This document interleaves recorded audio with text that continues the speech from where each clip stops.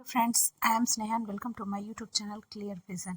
तो अगर आप अब 2025 में स्मॉल कैप में इन्वेस्ट करना चाहते हैं तो ये दोनों फंड आपके लिए है। इसमें पहला फंड जो है वो आपका निप्पॉन इंडिया स्मॉल कैप और दूसरा Invesco India small cap mutual fund है। ये दोनों फंड ने बहुत ही शानदार रिटर्न बना के दिए हैं पिछले कुछ ही सालों में।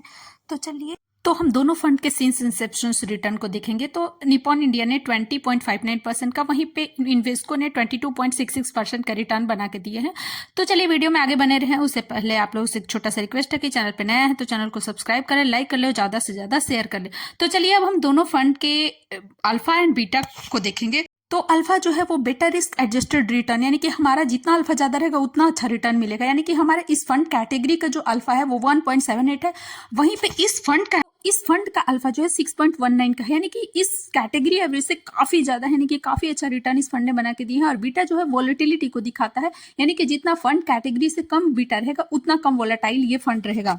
तो इस कैटेगरी का जो बीटा है वो 0.85 का और इस फंड का जो बीटा है 0.80, यानी कि इस कैटेगरी एवरेज से कम है बीटा, यानी कि थोड़ा कम वॉलेटाइल है इस नेचर में ये फंड इन्वेस्को इंडिया। तो उसी तरह से निप्पॉन इंडिया का भी अल्फा और बीटा को हम देख लेते हैं। अब हम दोनों ही फंड में कितना से मिनिमम एसआईपी स्टार्ट कर सकते हैं वो देखेंगे। तो हम निप्पॉन में 100 रुपीज से एसआईपी स्टार्ट कर सकते हैं और इन्वेस्को इंडिया में जो है 500 रुपीज से हम मिनिमम एसआईपी कर सकते हैं। हालांकि मेरी तरफ से किसी भी प्रकार का रिकमेंडेशन बिल्कुल भी नहीं है, ये वीडियो सिर्फ लर्निंग पर्पज से बनाया गया है। आप अगर इन्वेस्ट करना चाहते हैं तो अपने फाइनेंशियल एडवाइजर की मदद जरूर लें। अब हम दोनों ही फंड के फंड मैनेजर को देखेंगे कि कितने कितने इन दोनों फंड में फंड मैनेजर हैं। तो निप्पॉन इंडिया के फंड मैनेजर जो है संजय दोषी, विनय शर्मा और वैभव देव हैं।